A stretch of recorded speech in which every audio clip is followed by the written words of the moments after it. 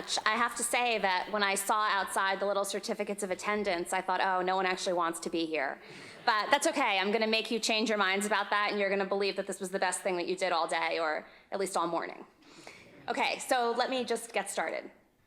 Cockroaches, head lice, colonoscopies, used car salesmen, Brussels sprouts, traffic jams, root canals, and until recently, Donald Trump. What do all of these things have in common? They're all far more popular than the United States Congress. It's true. In head-to-head matchups, when a national random sample of voters was asked, which do you prefer, which do you think is more popular, all of those things beat out the United States Congress. Now, members of Congress might take solace in knowing that playground bullies, telemarketers, and North Korea were less popular than they were, although in many cases the margin was pretty close. But it's not just cute little polls that demonstrate that Americans are pretty turned off to the way that Washington, D.C. is doing its business these days.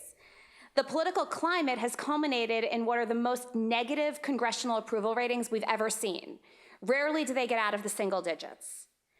Senator John McCain actually joked that the people approving of the United States Congress are down to blood relatives and paid staffers.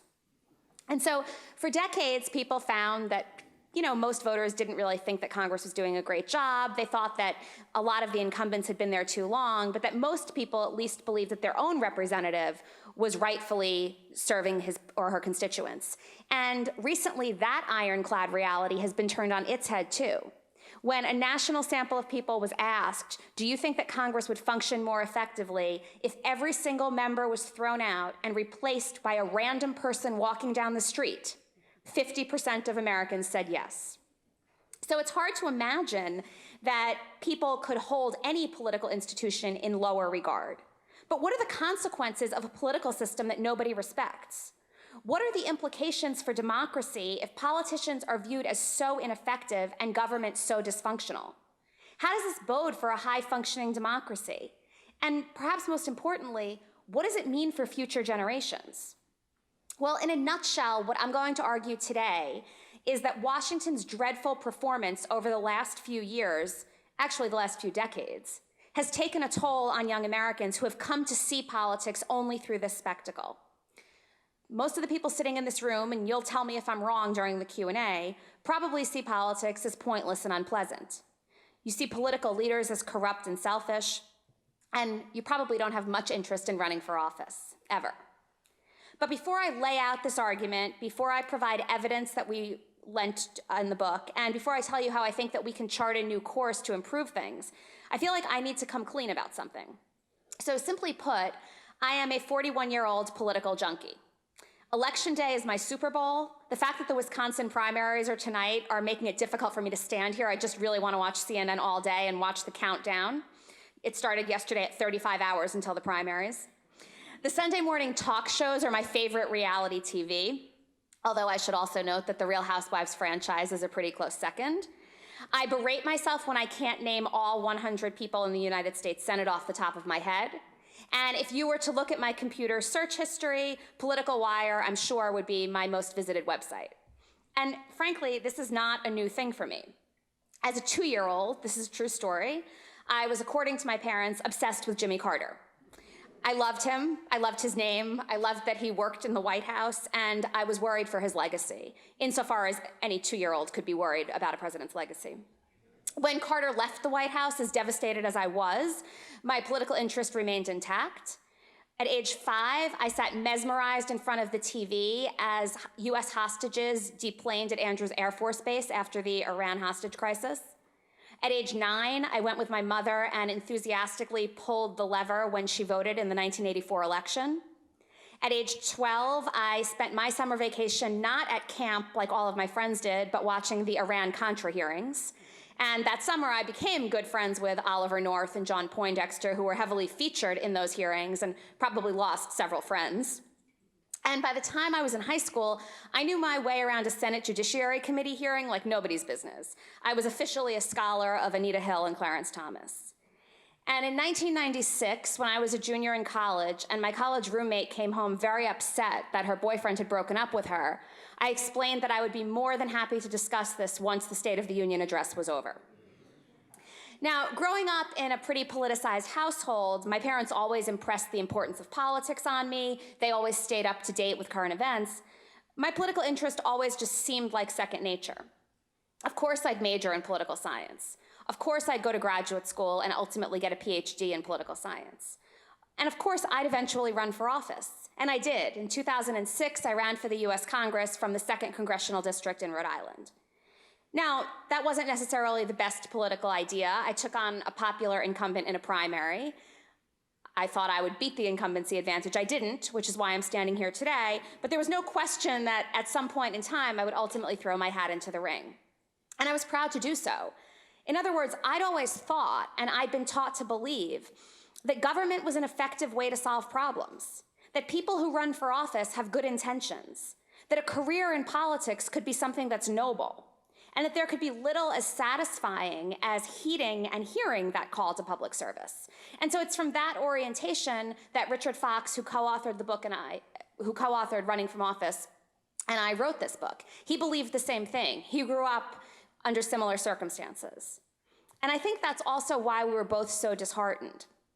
In the book, we present the results of a national survey we conducted of 4,013 to 25-year-olds. And we asked them about their attitudes toward politics and current events. We asked them about their career aspirations. We asked them about their ambition to run for office themselves. And what did we find? 89% had already written off the idea of ever running for office, unequivocally. It was just something they would never do. And frankly, it's hard to blame them.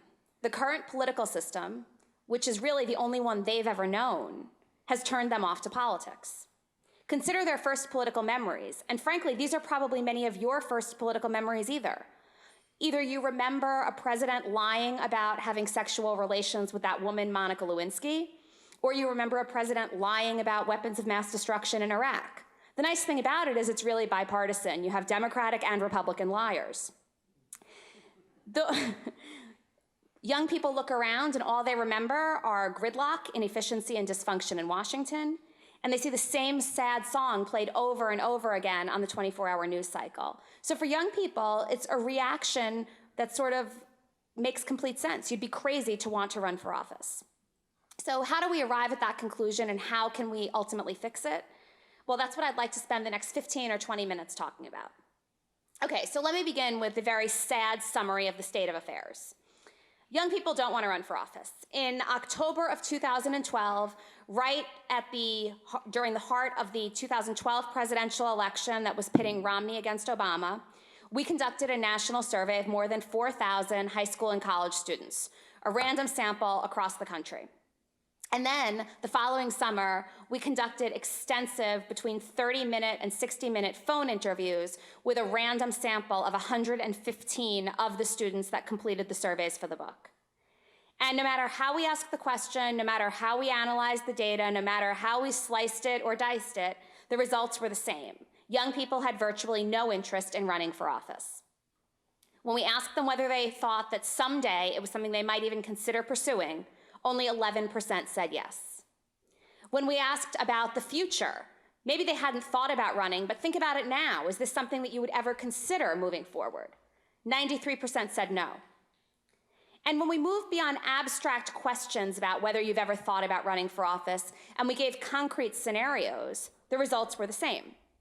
In a first scenario, we asked young people what they thought would be more appealing if the following 4 jobs all paid the same amount of money. Would they want to be a teacher, a small business owner, a salesperson, or the mayor of a city or a town? Mayor of a city or a town came in distant third.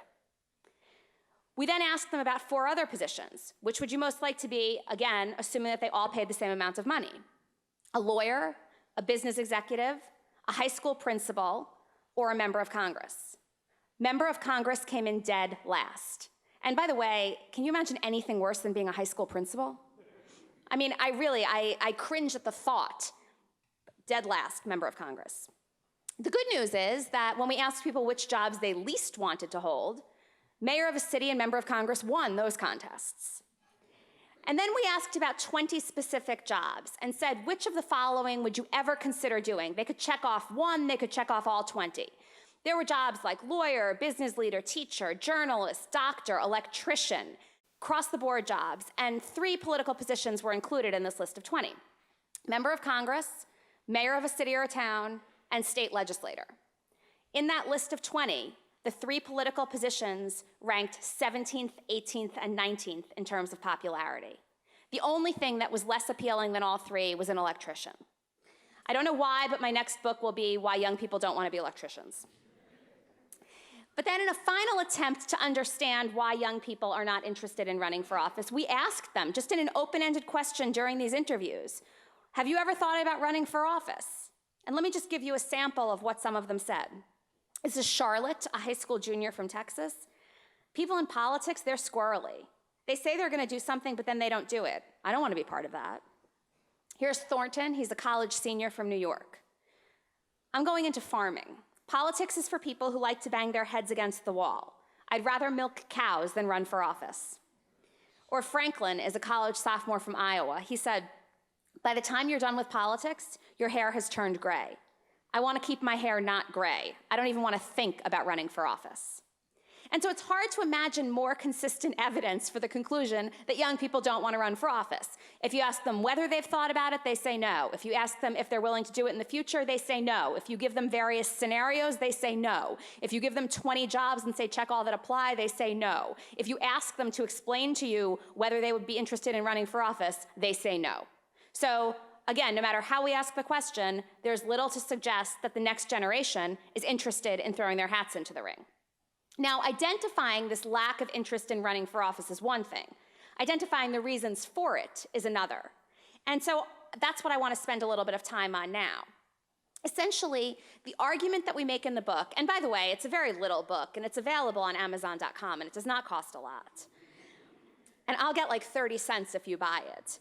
Essentially, our argument is that the daily lives of young people just don't involve politics. And it's not because they're tuned out to government and politics. It's not because they're not interested. It's more troubling than that. They're not naively tuned out. They're turned off. When they encounter politics, they actually shy away from it on purpose because they're so disgusted with what they see. And this happens in 3 ways, or maybe it's more accurate to say it happens for 3 reasons. The first one, family. Let me just give you some key facts about the 4,000 people that we surveyed. 75% of them say that they do not have parents who ever talk about politics at home. 80% say that they have never discussed anything having to do with politics or current events over a meal in their homes. 50% say that they've spoken about politics with their parents only rarely or never. That means 50% say that they don't talk about politics with their parents, and this is during the presidential election cycle. So during the rest of the year, the numbers are even lower. Only 5% say that a parent has ever suggested to them that they go into politics themselves, and only 2% say that they've received that kind of encouragement in any kind of sustained way. So an excerpt from a conversation that we had with one young woman that we interviewed, I think highlights this point really well. Let me just read you a little snippet from the interview. So we asked, and when I say we had 2 graduate students conduct these interviews. One of them is here today, Samantha Guthrie, because frankly, the inability of these young people to consider running for office became so frustrating to us that it became clear that they needed young people to speak to them. So we asked, would you say that your parents are interested in politics? Tatiana said, oh, I don't know, I'd have to ask them.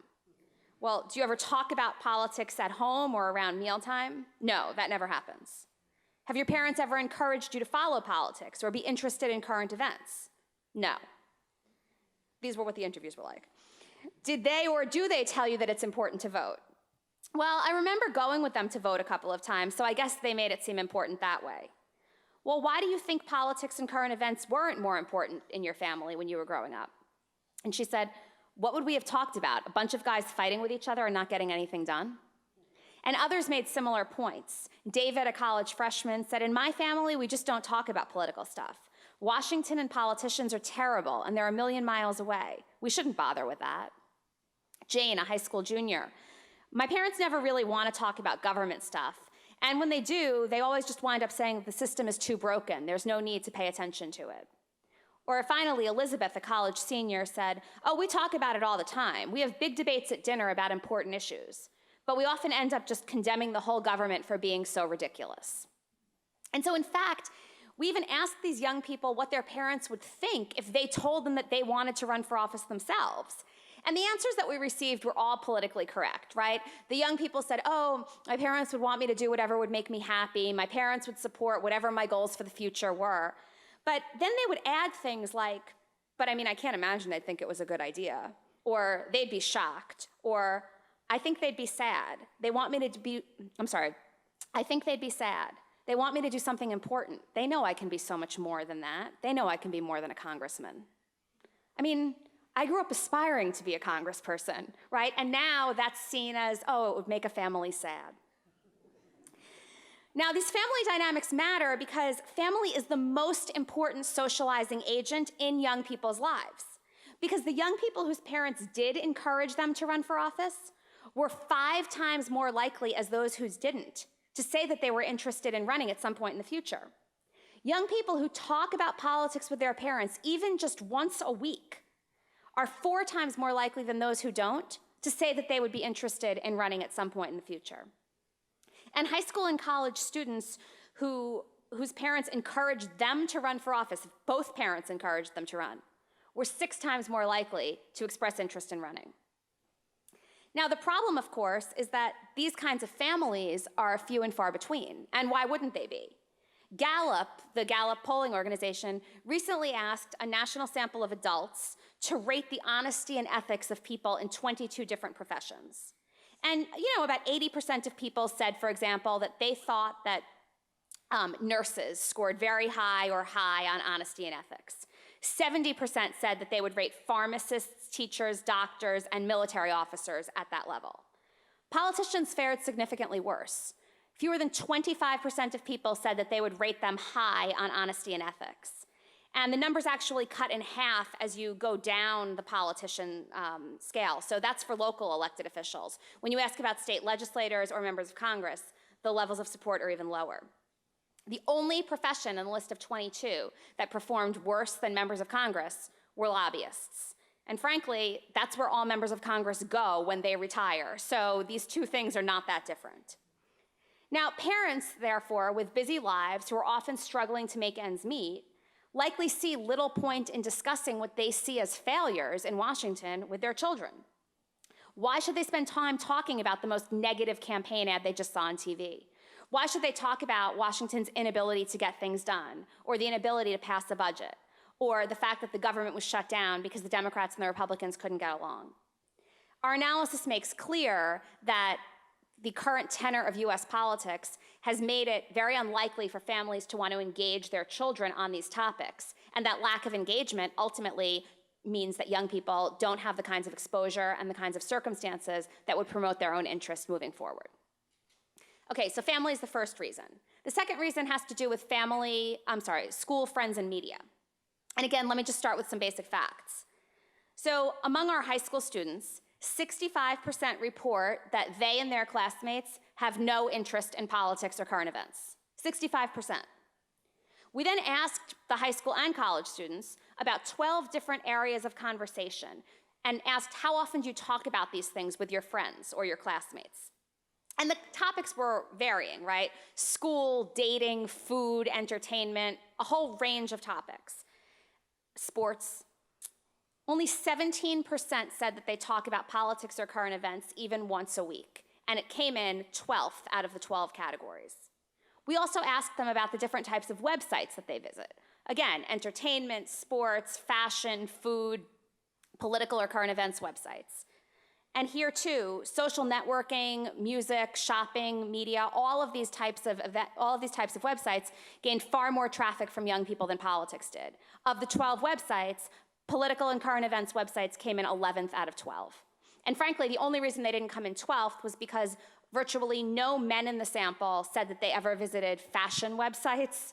So that's why if only 50% of the sample was even considering visiting a fashion website, it came in last. So why this disengagement? Well, when young people look at Washington, they see partisan, conflict-ridden environments. Today's high school students and college students, we found, infer that politics is always contentious and ugly. And so thoughtful debates over important issues of the day and calm conversations about policy are an alien proposition to them. So when they're with their friends, they don't want to argue, they don't want to have contentious conversations, they'd rather have fun. And they can articulate this thought better than I can, so let me just read you 3 examples from the students we interviewed. This is Rebecca, she's a high school sophomore. Most of my friends are big-time texters. They don't care about things outside the texting world. I don't even know what the texting world is. That's what we do. That's what young people do. We just don't care about politics. We focus on other things, things that matter, places where we can make a difference. Here's Ashley, a college senior from Los Angeles. If I bring up anything more specific than a simple political fact, like, hey, Obama won the election, my friends are like, I don't follow. And then that makes me want to tell them that this is our country and that they should care. But then they'll think that I'm being antagonistic, and then we'll have a fight, so I can't do that. Or Julian summarized his line of reasoning best. He was very, very blunt. He said, nope, we never bring up politics. It kills the mood. So it's hard to argue with this perception. We live in a time where almost all national news about politics is negative and combative in tone. It's as though there's almost no place for thoughtful debate, thoughtful journalism, or positive news coverage. How many of you are following the 2016 presidential election? I rest my case.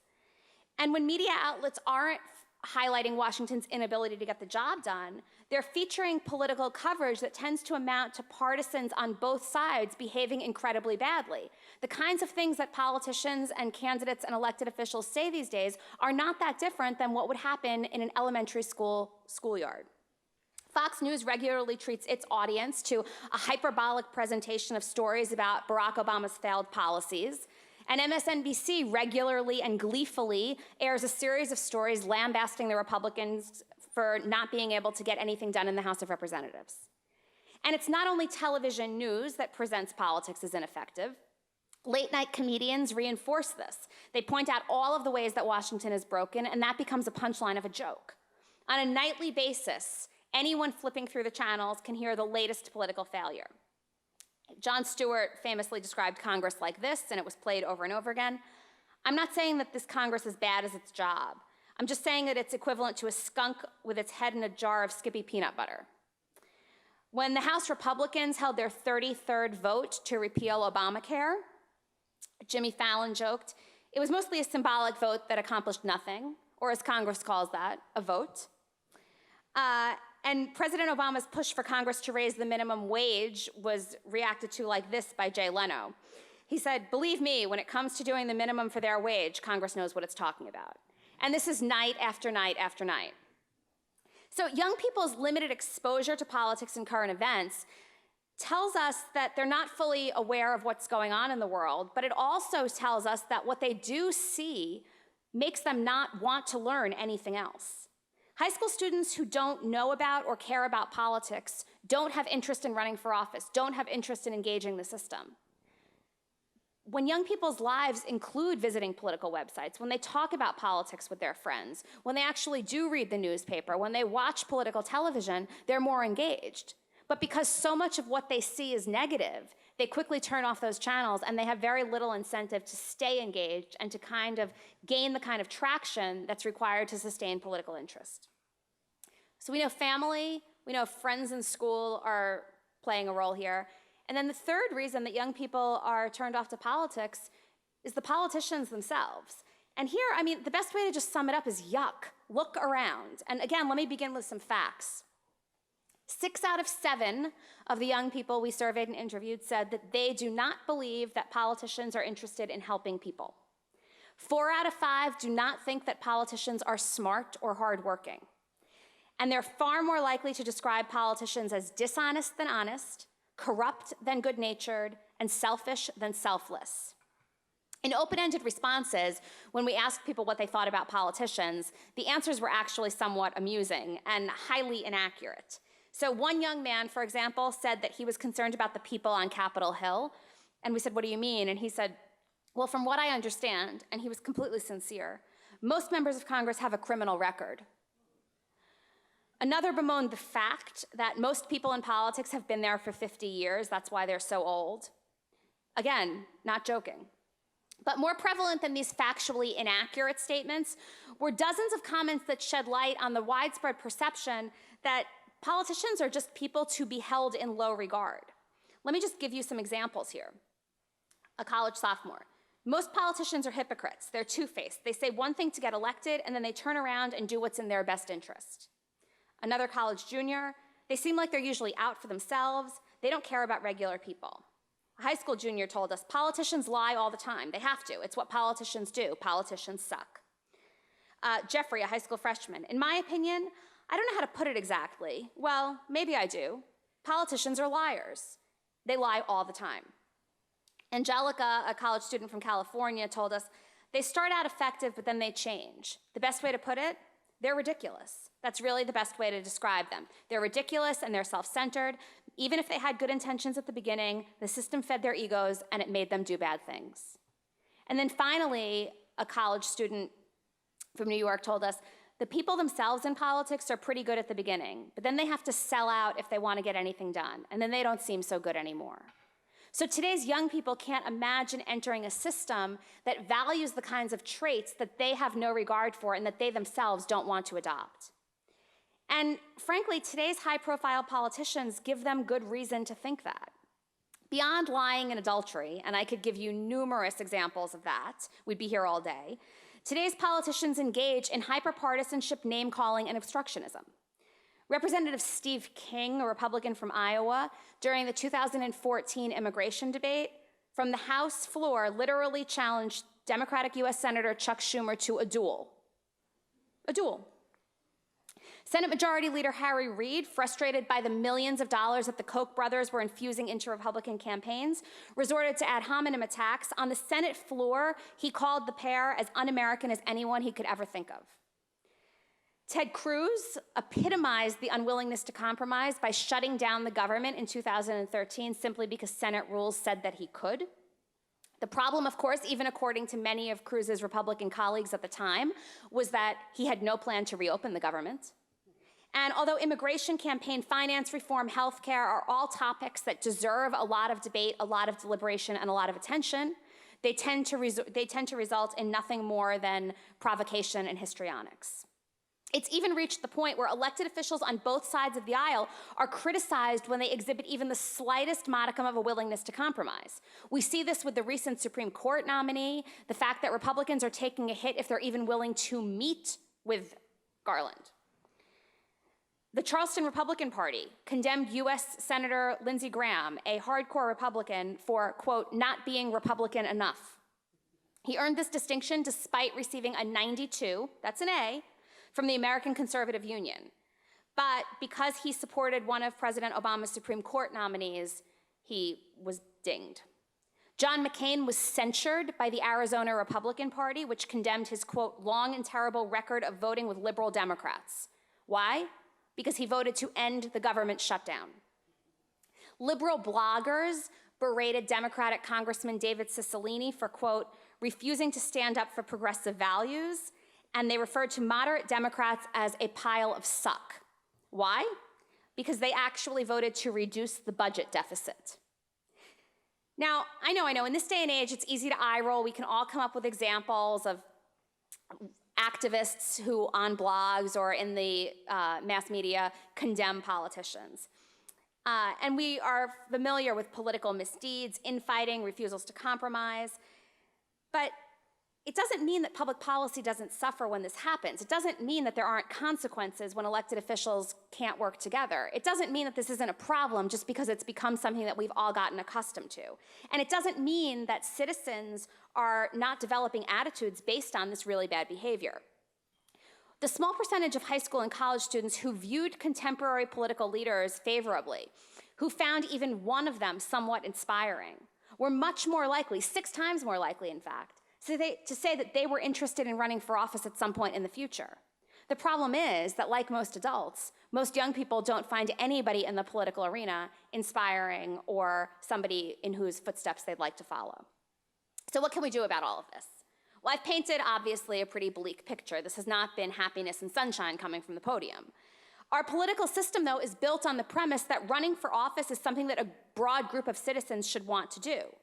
We actually have 520,000 elected offices in this country.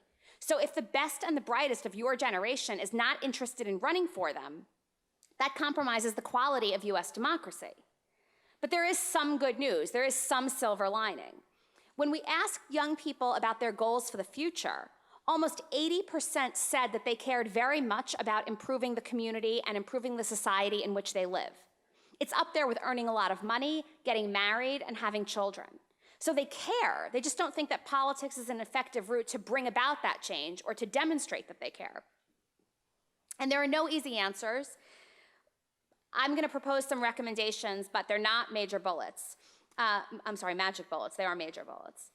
They're not magic bullets, but they try to feed off of the findings that increased exposure to government and politics actually makes people more interested in running for office themselves.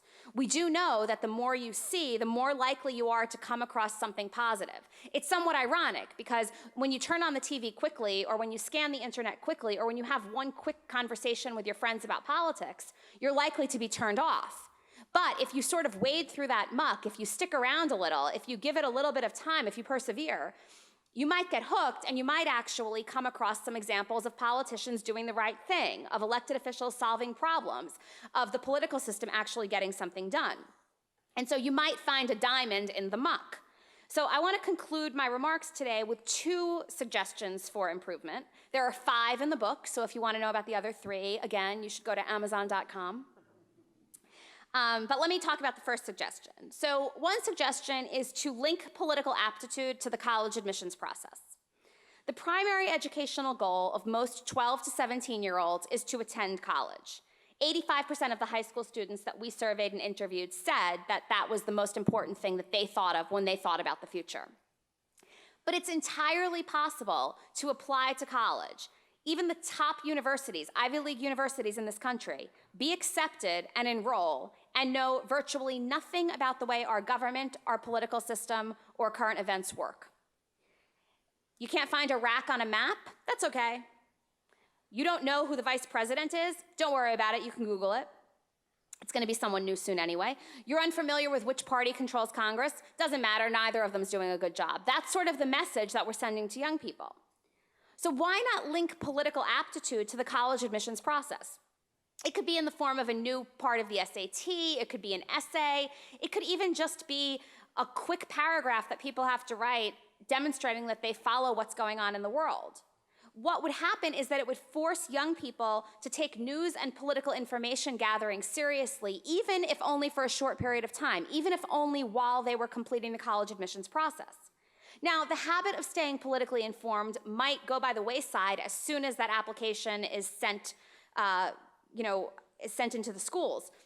But it's possible that some people might actually gain some interest along the way and might stay political consumers. And frankly, there's no downside for college admissions officers. What's the worst thing that happens? They get a better applicant base because students actually know something about what's going on in the world. And a similar approach has actually worked. When college admissions officers decided that it was very important to them that young people volunteer in their communities, guess what happened? Among high school students, levels of community volunteering went through the roof. 75% of high school seniors who do some sort of community service report that the main reason they do it is to impress college admissions officers. So let's give them another reason to impress college admissions officers. A second suggestion is to develop what we're calling the Go Run app. Whether we like it or not, you probably like it, I not, we live in the era of the app. You can upload photos, request an Uber, find cheap airline tickets, locate the closest Mexican restaurant, listen to your favorite music, or do types of things that you do on your phones that I don't even understand. And you can do this all with the simple touch of an app. And young people do. 81% of people under the age of 25 sleep with their phone in bed with them. 74% report that they reach for their phone as the first thing they do in the morning. And this is my favorite, 97% regularly check messages from the bathroom. So there's no activity, no time of day, and no location that is out of bounds for young people's app and smartphone usage. So let's take advantage of this digital world, as disgusting as some of its aspects might be, and create an app that helps people identify political offices and what's required to run for them. Surprisingly, it's quite difficult to find out what elected positions exist in any given country. country, community. I don't know what's wrong with me today. Let alone determine the responsibilities associated with those positions. So there's no central database, no central clearinghouse that provides this kind of information. What the Go Run app would allow is for you to enter your address, and it would tell you every elected position that is eligible at that address for you to seek ultimately. So you'd enter your address and you'd see everything from President of the United States all the way down to local dog catcher, if that's something that you could ultimately run for or vote for. In addition, you would see the responsibilities associated with each of those positions. Because what we find is so many people draw general conclusions about what politics is like based on the way that politicians in Washington are behaving on Capitol Hill. Yet there are 519,000 other elected offices that have nothing to do with Washington or Capitol Hill. And rather than having to engage in a fact-finding mission, if people who are assigned this app usage in class or just simply curious about running for office type their address in, they might see all of the opportunities that they actually have. At the end of the day, our political system has unquestionably done a number on young people. It's turned them off to the idea of running for office, it's discouraged them from wanting to be elected leaders, and it's alienated them from even thinking about a career in politics. And there's no question that steering a new course is going to be difficult and that we have to be creative about how we do it. But there is one other thing that needs to be said, especially as we head into tonight's primaries. We all have a responsibility to implore politicians to start thinking seriously about the way they do business, and I mean that when you come across them. When our elected officials cheer failed policies, fail to get anything done, shut down the government, accuse their opponents of trying to destroy the country, and refuse to do their jobs, they're engaging in more than hyperbole. They're damaging the public's short-term trust in government, but they're also damaging a whole generation's long-term interest in becoming a part of it. They make it less likely, in other words, that parents will, like mine did, drill politicians' names into their toddlers' heads. They make it less likely that those toddlers, like I was, will then become politically interested teenagers. And they make it less likely that those politically active teenagers will become politically interested and politically ambitious young adults. People always ask me if I'm glad that I lost my election, if I feel like I dodged a bullet, especially given what Washington is like these days. And I have to say, absolutely not. I would still love to be in Congress. So the goal is to make sure that I'm not the anomaly and that this is the way we start thinking about politicians, the political system, and American government moving forward. So I'm happy to answer any questions about the book and young people's political interest, as well as the current election cycle.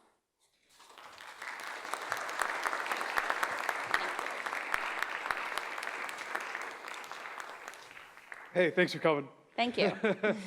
When you look at things historically, and you understand, like you ascertained earlier, that with this generation there's a severe lack of interest amongst young people in a political sense, what do you think that that could lead to in the future of an American political landscape with this constant stagnation of political interest, both among active voting members and among people that can be in an electorate pool? Well, I think that's a great question, and that's probably the most important question, right? What are the consequences of this? I'm not worried that no one will ever run for office. We're always going to have people that are willing to run. I worry that we're not going to have the best and the brightest and those who really care about improving society running. I worry that we're going to have stunted student body presidents who were unable to achieve their goals in high school become the leaders of the United States Congress. I worry that we've already done that.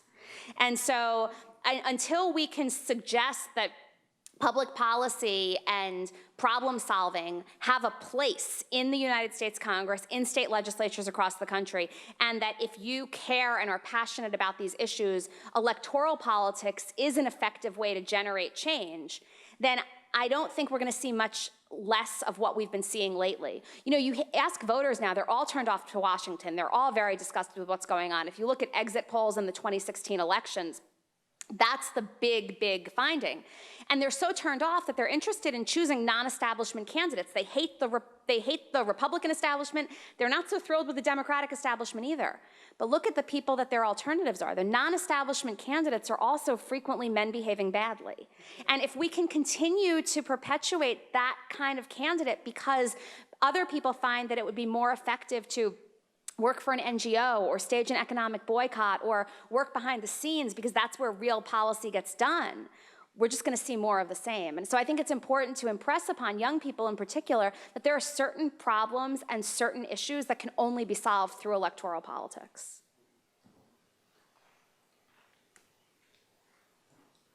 Thank you for coming. I'm probably older than most people in this room, and I got involved in politics during Bobby Kennedy's run for president in 1968. My parents, we talked about issues, but they weren't very political. I'm wondering, when I went to high school, we had to take civic classes. We had to learn about government, about our representation. I'm wondering if part of the problem isn't the fact that schools don't teach that anymore. And the other thing I'm wondering is, we have a candidate running for president, whose name I won't mention, but if you read my bumper, is that he's drawing young people to his campaign. So I'm wondering your conversation about people being turned off when there are young people around the country that are getting involved. So let me speak to the first point first. It's true that civics education in public schools is a dying phenomenon. And in part, it's because even how a bill becomes a law is now treated as a political statement that needs to be avoided. So similar to the way that there are debates across the country about whether you should teach evolution, it's gotten to the point where there are also debates about how you should teach the founding, how you should discuss the Constitution. And the solution for a lot of public school districts across the country is just not deal with it. And there's no question that that's taking a toll. As far as the Bernie Sanders campaign is concerned, it's true that young people, on the Democratic side, 80% of young people, 80% of the people between the ages of 18 and 29 are going for Bernie over Hillary. So there is some kind of appeal. If you look at the numbers in 2016 compared to 2012 and 2008, though, he's not generating new interest among young people, right? The percentage of the electorate comprised of young people is not bigger, so it's not the same kind of phenomenon as what we saw with Barack Obama, but it's true. There are millions of young people out there that are willing to get involved. There's a difference, though, between getting involved and then ultimately saying that this is something that you want to do later in life.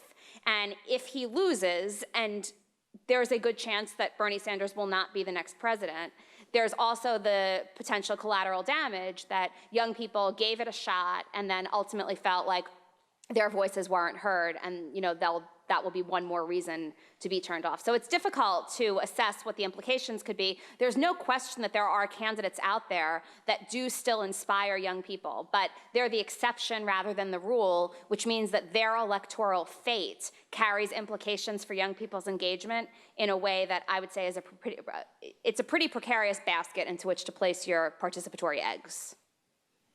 That's a phrase for you. You should feel free to cite me on that one. Do you believe that the youth's disinterest in politics has consequences on future global relations? And are there international political systems that you can see as a model and inspiration for getting citizens involved and excited about what's going on around them? So Martin Wattenberg, who's a political scientist at UC Irvine, I believe, has written a book, Is Voting for Young People? And he demonstrates that, no, it's not, and that's the case globally. So the kinds of trends that we're seeing now, although we don't know about political ambition and these particular questions in other nations around the world, I wouldn't be surprised if we're also seeing a decrease. And in part, it's because even in other countries, the notion of politics being negative, the notion of the electoral system not being the most effective way to get things done, the 24-hour news cycle that highlights every scandal, every crisis, every example of bad behavior is, it's now not confined to one nation or one country's borders.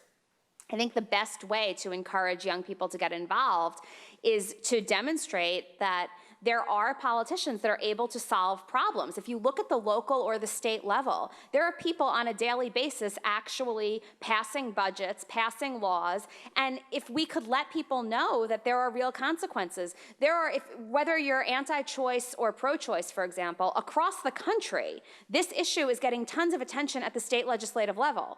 No one follows that. Hardly anyone cares about that. The same thing is true about, economic development in cities. If you care about getting a job, it's not all about the federal minimum wage. It has a lot to do with what's going on locally. Schools and local education, property taxes often fund what goes on in our school districts, which means that school board elections are vital. But we rarely let young people know what the most appropriate venue and mechanism would be for addressing those kinds of issues. So I think doing that is a way to generate interest far more so than just making sure that we elect an inspirational president. That would be great too, but we're a very divided country. Everyone's not going to agree. Thanks for coming. I think it would be great to have a person named Lawless in Congress. I think. I had people that would say, isn't Congress lawless enough? Yeah.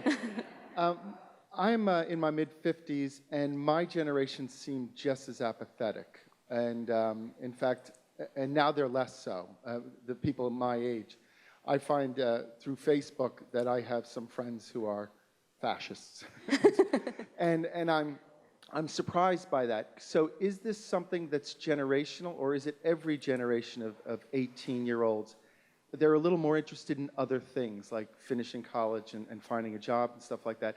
And as they get a little older, then maybe they turn to politics. As far as we know, we're the first national survey of political ambition among young people, so making direct comparisons across generations isn't possible. But I can tell you this. There have been studies dating back to the early 60s that have asked young people throughout their lives, and then also new cohorts of young people, if they're interested in politics, if they follow the news, if they talk about politics with their parents, and if they discuss politics at school. And over time, especially once you get into the baby boomers' children, we see a major decline in those factors. And so that would suggest that it's not throughout the course of a lifetime, it's that from one generation to the next, interest has gone down. The reason I find that disheartening is because those are the same predictors that generate interest in running for office. So even though we don't know if people who are in their 50s, 60s, or 70s would have answered these questions differently when they were 18 or 19 years old, we do know that they answered questions about political interest following the news and attitudes toward politicians far differently at that point in time. Thank you for coming once again. I just want to know, how do you feel about a two-party system only in the money and politics, and how it's affecting the young generation? So I'm gonna sound old right now, but my feeling is like, guys, give up this whole third party like it's not gonna happen. We have a two-party system, just deal with it and join it and choose which side is better for you, and then get involved, because the way that the system is structured is such that it makes it virtually impossible for a third-party candidate, even one who's a billionaire who could self-fund, and I'm not talking about Donald Trump now, I'm actually talking about Ross Perot, to win even one electoral vote. And in order to make a multi-party system viable, you would need such radical campaign finance reform. And we can't pass even a modicum of campaign finance reform in this country, in part because the people who would be responsible for passing campaign finance reform are the very politicians who are benefiting from the system the way that it currently operates. And so I'm not saying don't have like lofty dreams and goals, but I would say that I don't think that that is a viable solution to the problem. As far as money in politics is concerned, you know, the political science research doesn't find much of a link between campaign contributions and whether candidates are able to be bought. In this case, though, I think the perception that that's the case is way more important than the reality. And so in a lot of ways, I think that it's incumbent upon politicians to start being far more selective about where they take their money and how they view their donors. Because regardless of whether Hillary Clinton actually is affected by any Wall Street dollar that she's gotten, Bernie Sanders has made an incredibly compelling argument that perpetuates this notion that politicians can be bought. Donald Trump, by saying, look, I've bought politicians on both sides of the aisle, has furthered this idea that politics is corrupt. And so I think politicians need to start rethinking the way that they're conducting business, not because they actually are bought, but because it is turning off a generation. But I think that behaving that way and sort of turning down some streams of money is probably a more plausible and more effective route forward than thinking about revamping the system. That's not to say that other systems wouldn't be better. It's just to say how to get from point A to point B, I think, is nearly impossible. Good afternoon. My question is basically similar to what you have said. like you say, young people are not interested in politics, so because of the negative campaign and criminal activity of the leaders, and also the lies, politicians' lies. So, like, what can we do to change that characteristic of these politicians? I think I don't think that we can change the behavior of politicians, right? We had 2014 was the most negative attitude, polling uncovered the most negative attitudes toward members of Congress ever. 2014 was a year where we saw the lowest levels of incumbency approval ever. 95% of congressional incumbents were reelected.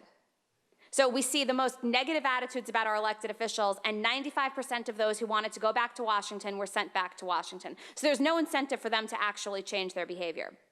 I do think that offices of public engagement linked to the White House, public relations firms associated with the state capitals in various states, and good government organizations would be doing the entire country a major service by highlighting examples of politicians doing the right thing and making positive change in their communities at both the local and state level, and bringing attention to that. Because if we can start doing that, we can start letting people know that the dozens of people, and it's not all of them on Capitol Hill, it's far from all of them, it's a few dozen probably out of 535, who engage in just completely ridiculous, egregious behavior, are not the norm. And a public service announcement, literally a 30 or a 45 or a 60-second ad, just highlighting some really interesting, innovative things that local and state-level politicians have done and goals that they've met, I think could go a long way to transforming the way that we think about politicians. So, basically I'm suggesting that we need an ad agency to come in and reshape the way people look at politicians. But there's tons of good examples out there of people who are in it for all of the right reasons and accomplishing a lot of really difficult goals. It's just that that's not particularly newsworthy, because you've also got members of Congress tweeting nude photos of themselves to women across the country. That's a little sexier.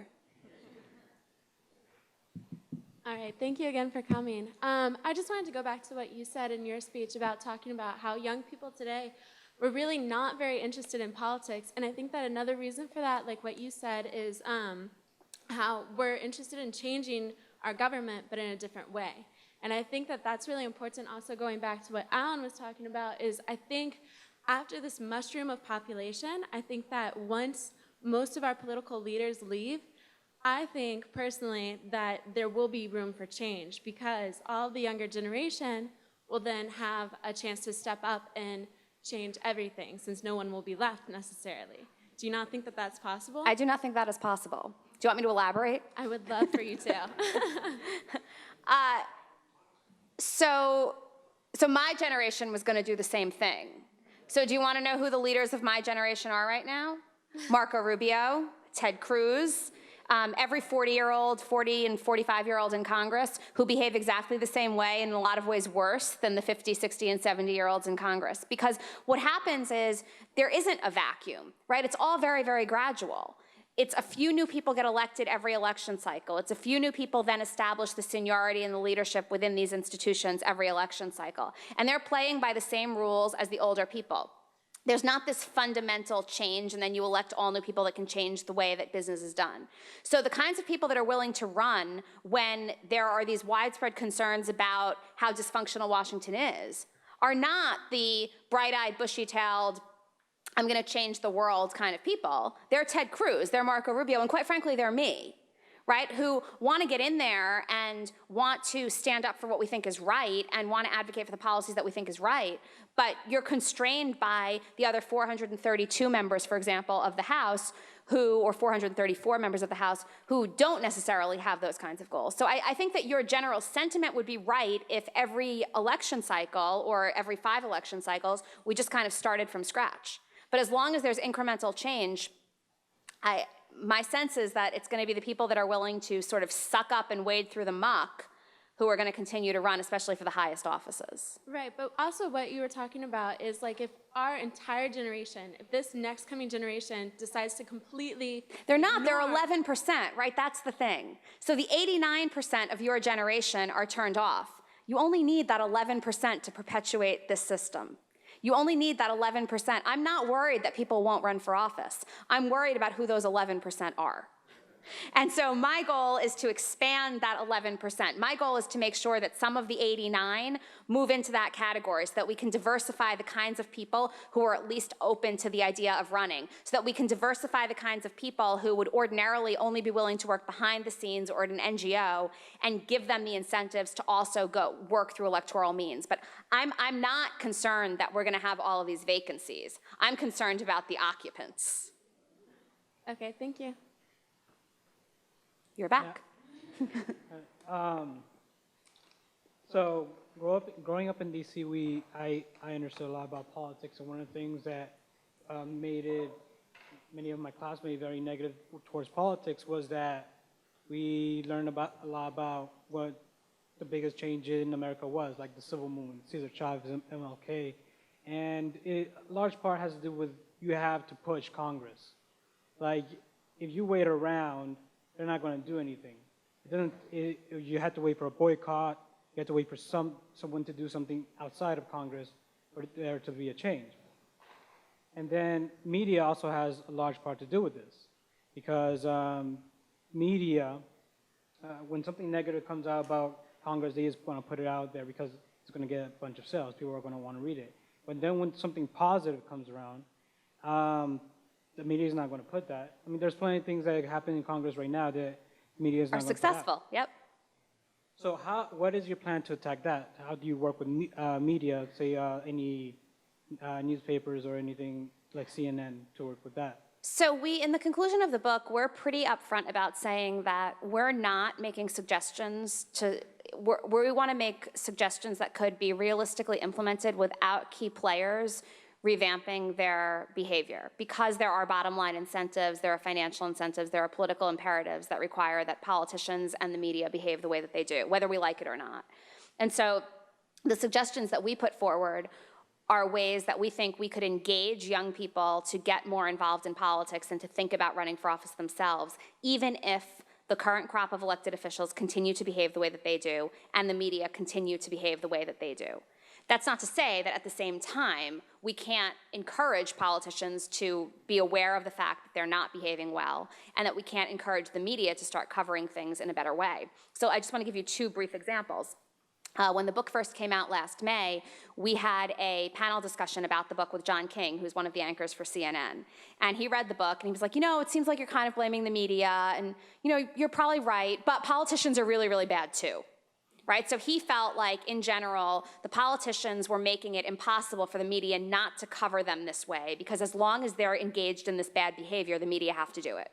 So then in the fall, we had a book discussion with two women who were in Congress, and they said, yeah, members of Congress are sometimes behaving badly, but it's really the media's fault. Like, the minute we do anything that's at all a little bit off color, they cover the hell out of that, and that's just terrible too. And so just at these two panel discussions, it became clear that they're completely willing to blame one another and not change their behavior. So if anything, that reinforced our idea that if we want to bring about change, we're going to have to do it in a way that doesn't ask the people who are currently so enmeshed in the system to start behaving any differently. Oh yeah, so this upcoming election, do you think it's gonna turn off more young people? I'm turned off, and I'm obsessed. I'm obsessed yet turned off. Yes, I think it is. And I think it's gonna be especially turn off young people if, assuming that Hillary Clinton gets the nomination, and if Cruz or Trump is the nominee, you're gonna wind up on both sides of the aisle with the two most unpopular candidates we've ever seen. Right, Trump and Cruz can fight for that distinction, but they both are going to top that list, right? They're both going to win it. And Clinton is clearly the most unpopular Democrat we've seen in a very long time. And so when people aren't inspired, when people are turned off, when everything is about allegation and scandal, it's just going to, I think, perpetuate the idea that if you really care about bringing positive change to the country, electoral politics isn't the way to do it. And unfortunately, what winds up taking a hit are the 520,000 other elected positions for which Trump, Cruz, and Clinton are not running. Great. Well, thank you very much.